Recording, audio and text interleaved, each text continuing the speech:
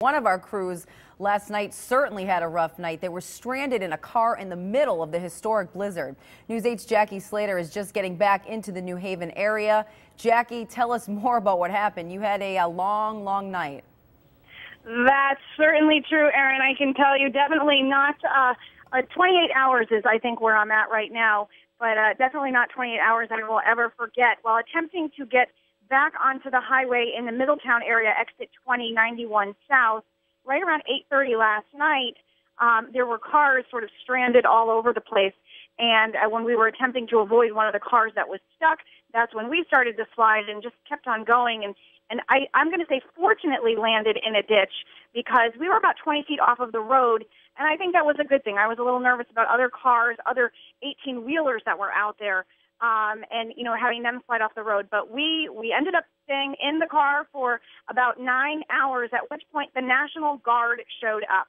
And throughout the night, I can tell you, troopers did stop by. They did welfare checks to make sure everybody was okay in their cars, that we were warm, that we had gas.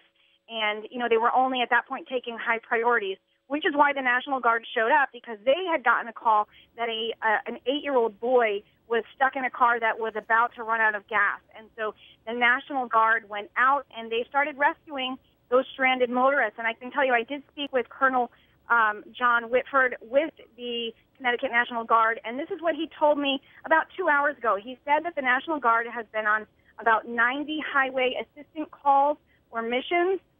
2 people were transported to the hospitals in those military ambulances. And he said this all started around 11 o'clock last night. They're still out there. They're still looking for anyone who's stranded. When I spoke to him around 4 o'clock, he said they were working on 2 elderly assistance calls in East Lyme and Old Lyme, and those were people that are out of power that need to be taken to a shelter that has power.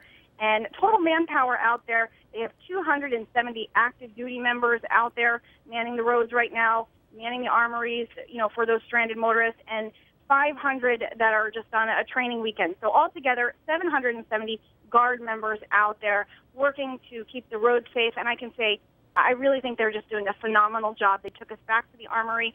They gave us soup. They were making pasta.